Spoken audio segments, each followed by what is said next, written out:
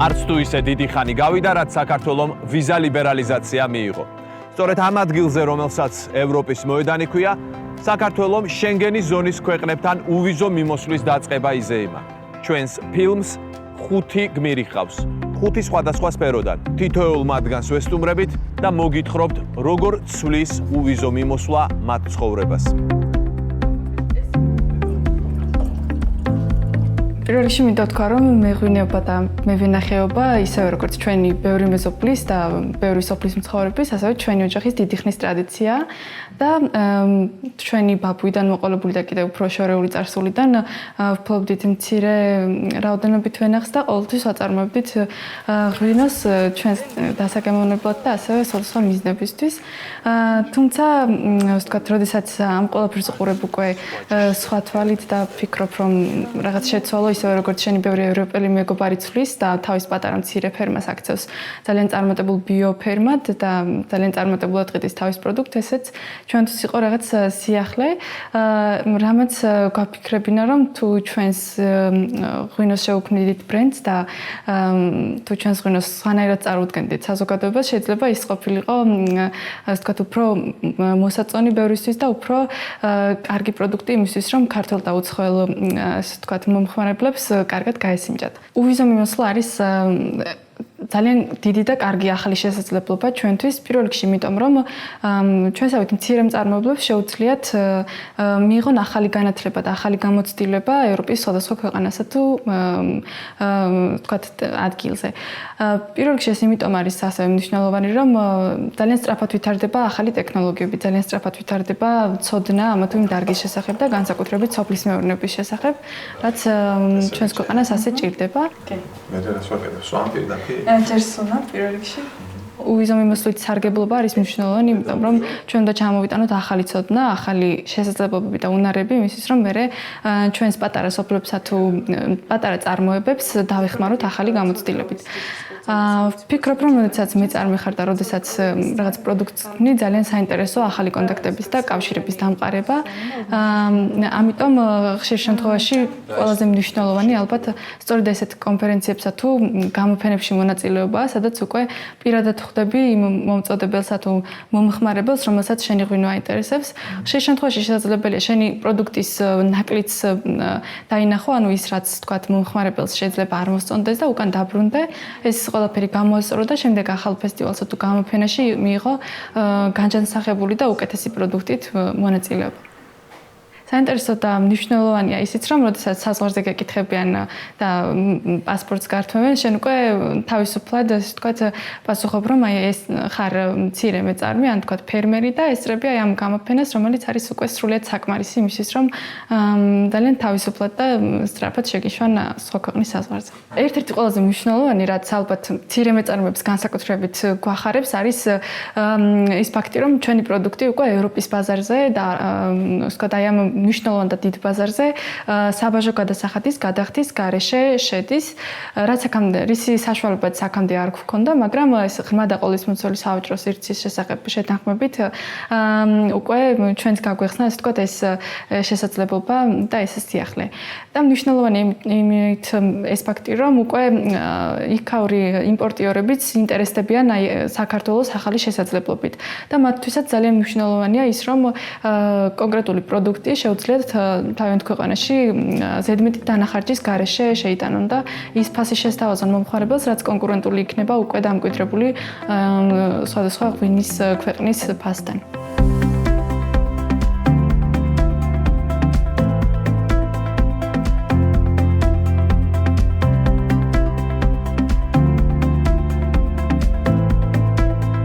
თუკი აქამდე ისევ და ისევ იმიტომ რომ ქართულ მხატვარს არ ეძლეოდა შესაძლებლობა რომ ჩასულიყო ევროპის ქვეყნებში ასე ხშირად ყოველ შემთხვევაში ასეთი ინტენსივობით დღეს ისევ და ისევ იმიტომ რომ ეს ბარიერი არის მოხსნილი როგორც ქართველი მხატვრისათვის და საქართველოსთვის შეიძლება იყოს საინტერესო ევროპა და იქ მიმდინარე პროცესები ისე არანაკლებ საინტერესო იქნება საქართველოს და ქართული მხატვრობა ევროპული ნაღმოის ხელოვნების მოყვარულისათვის.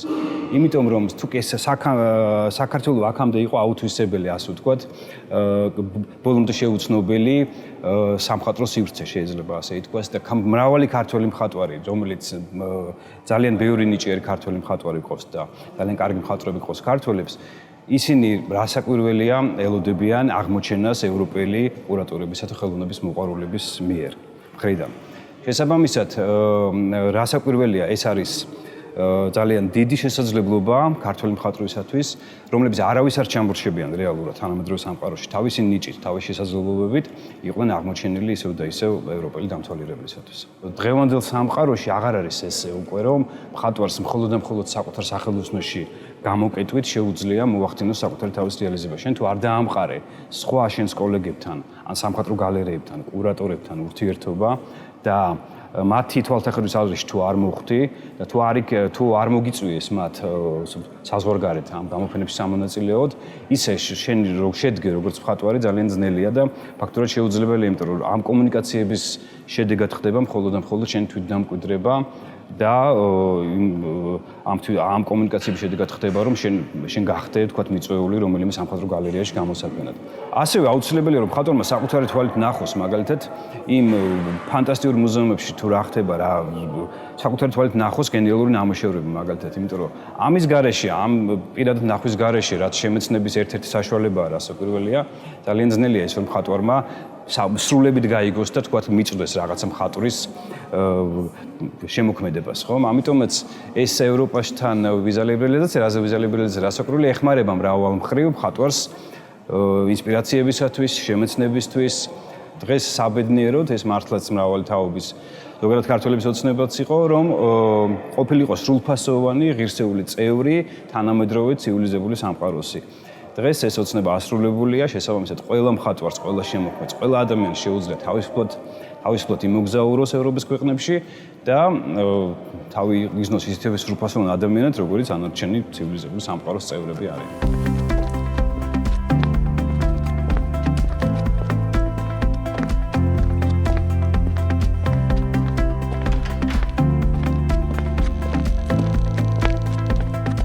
უვისო მიმოსვლა ზოგადად რა თქმა უნდა კარგია და დადებითად უყურებ მე ევროპასთან დაკავშირებით საქართველოს უვისო მიმოსვლა მოსახლეობისათვის გარკვეული შვებაა, მაგრამ ასევე შეიცავს გარკვეულ საფრთხეებსაც ჩემის აზრით.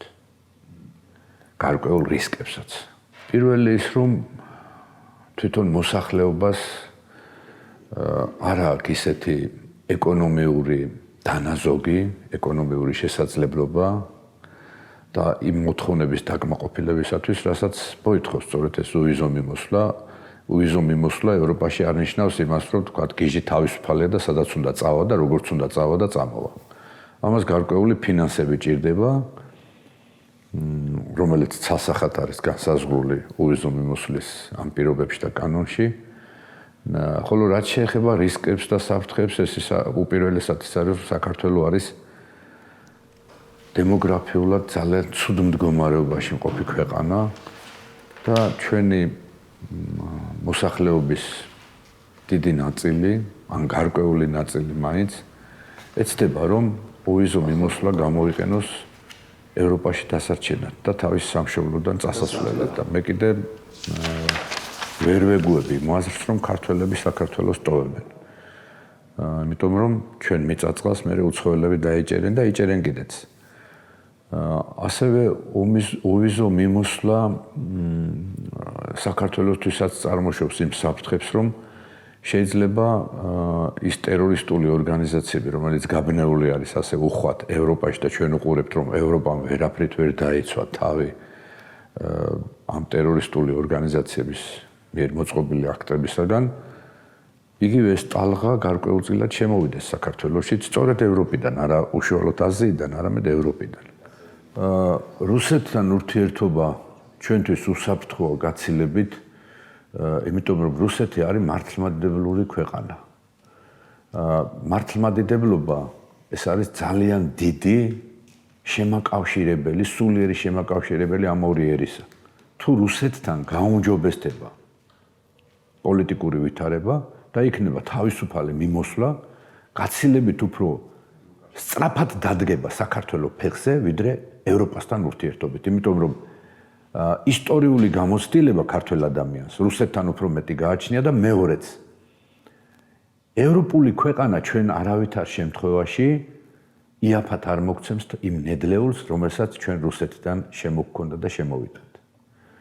და რუსეთის ბაზარი ჩვენთვის გაცილებით ადვილი ასათვისებელია და ნაცნობია, ჩვენი პროდუქციის რეალიზაცია რუსეთში გაცილებით ადვილია, ვიდრე ევროპაში, ეს იქნება გერმანია, ეს იქნება საფრანგეთი, ეს იქნება ინგლისი და ასე შემდეგ. ამდენად იმის ილუზია, რომ ჩვენი ბიზნესმენები ისევე სწრაფად მოიკიდებენ ფეხს, როგორც რუსეთში, ეს გამორიცხულია.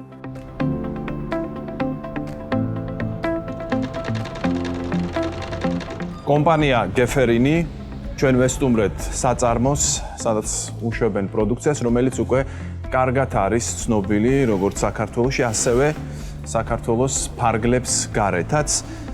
რა განსაზღვრავს თქვენი კომპანიის და თქვენი პროდუქციის წარმატებას? შეგიძლიათ გითხრათ რამდენიმე ძირითადი მახასიათებელი, რომელმაც მოგიტანათ წარმატება?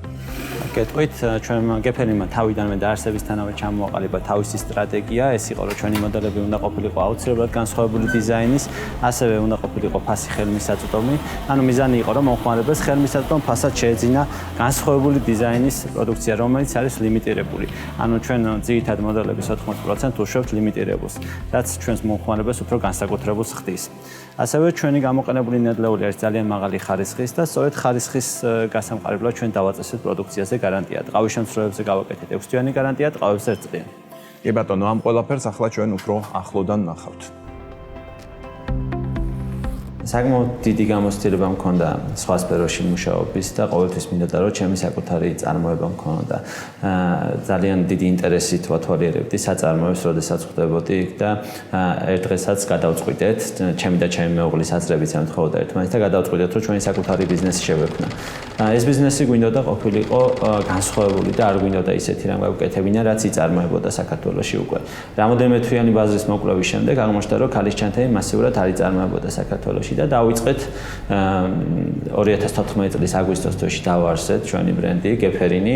3 თვე ფიქრობდით სახელზე და შევარჩიეთ ოჯახის გვარიდან, გეფერიძიდან. სახელი გვინდოდა რომ ყოფილიყო საერთაშორისო და სწორედ შევჭერდით გეფერინზე. ამ ბიზნესის რისკი ძალიან დიდი იყო, რადგანაც როდესაც დავიწყეთ ბიზნესის წარმოება, აღმოჩნდა რომ ამ სფეროში გამოცდილი მუშახელის რაოდენობა ფაქტიურად არ იყო. ძალიან გაგვიჭირდა კადრების მოძიება, დავდიოდით სხვადასხვა ქვეყნებში და ვათვალიერებდით წარმოებებს და დღეს 8 თვე მოვუნდით ერთი ჩანთის გამოშვებას. ევროკავშირის ბაზარი მოითხოვს ძალიან მაღალ სტანდარტებს, მაღალ ხარისხს. იქ ვერ მოიკიდებ ფეხს თუ არ არის შენი პროდუქტი ძალიან მაღალი ხარისხის. შესაბამისად, ევროპის ბაზარზე შესვლა ავტომატურად იწვევს პროდუქტის დახვეწას და ზდას. ნებისმიერ ევროპელ ბიზნესმენს წარმატებულზე მოგსაუბარი ყოველთვის თავისი ბიზნესი აქვს გათვლილი გრძელვადიან პროექტი. ასევე ისინი კარგად სწავლობენ ბაზრის ანალიზს, რაც ჩვენ ქვეყანაში ნამდვილად ნაკლებობა არის ამისი. მათგან ძალიან ბევრ ამას ვისწავლით, ძალიან ბევრი ნიუანსი არის ისეთი ბიზნესში, რომელსაც ისინი დიდ ყურადღებას აქცევენ და მათი ცოდნის გაზიარება ჩვენ ძალიან დიდ წარმატებას მოგვიტანს. ჩვენმა ბრენდმა დაისახა, რომ სოფლიოში დავიმკვიდროთ ადგილი, ჩვენი მიზანი არ არის მხოლოდ ქართული ბაზრის ათვისება, შესაბამისად ეტაპობრივად ჩვენი გრძელვადიანი გეგმის მიხედვით ვაპირებთ, რომ მინიმუმ კიდევ დამატებით 10 ქვეყანაში გავიდეთ. ეს გამოიწვევს, რომ გეფერინი იქნება 17 ქვეყანაში, რაც ვფიქრობ საკმაოდ კარგი იქნება.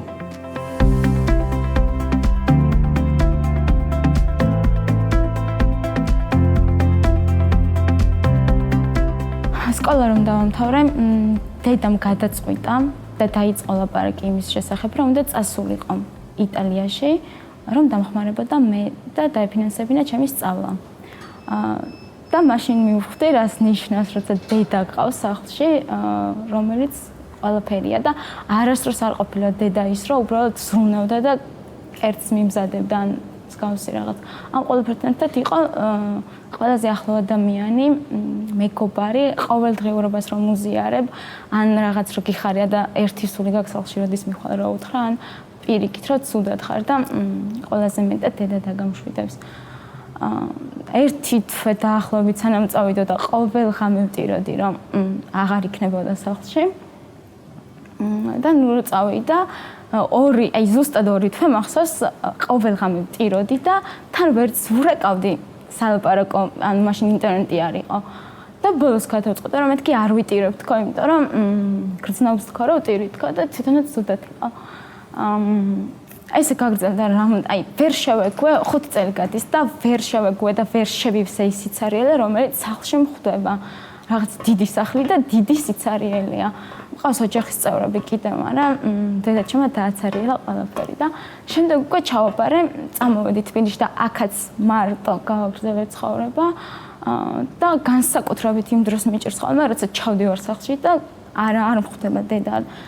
მამა და ოჯახის წევრები კი მყავს, მაგრამ ის რაღაც სხვა იყო ჩემთვის და არის. ანუ დღესაც ვაგრძელებთ მეგობრობას, მაგრამ მანძილი მაინც ძალიან ბევრ რამეს ცვლის. დედა ყველა დარეკვაზე იწყებდა ესე დედა არის ნერვიულო, არ იტირო, ხელს მიშლის ეგ რომ რაღაც სამსახური ვიპოვო მარტივად, გრძნობ რომ ნერვიულობ და მსგავსი ტექსტები. მე დაუჭერე და აღარც უკვე ვცდილობდი რომ აი ცრემლი რომ მომდიოდა ვცდილობდი რომ აღარ მეტირა. ყოველი მისი ზარი იწყება ესე დედა ხوار ნერვიულობ და სულ აქეთ მამშვიდებდა მეც და ჩემი ოჯახის წევრებსაც და თან ზუსტად ვიცოდი რომ ძალიან უჭირდა. მაგრამ ჩვენი გულისთვის და ჩემი გულისთვის რაღაც უფრო დიდ პასუხისმგებლობას ვხსნებ რომ რაღაც დაერქვა რომ ჩემი გულისთვის წავიდა და მინდა რომ გაუმართლა ყველა იმედი და მალე ჩავეხუტა.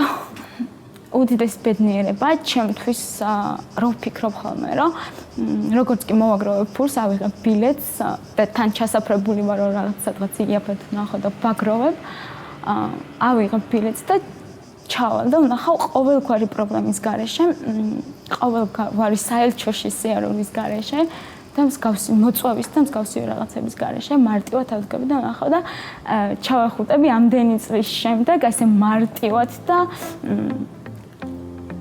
კარგად.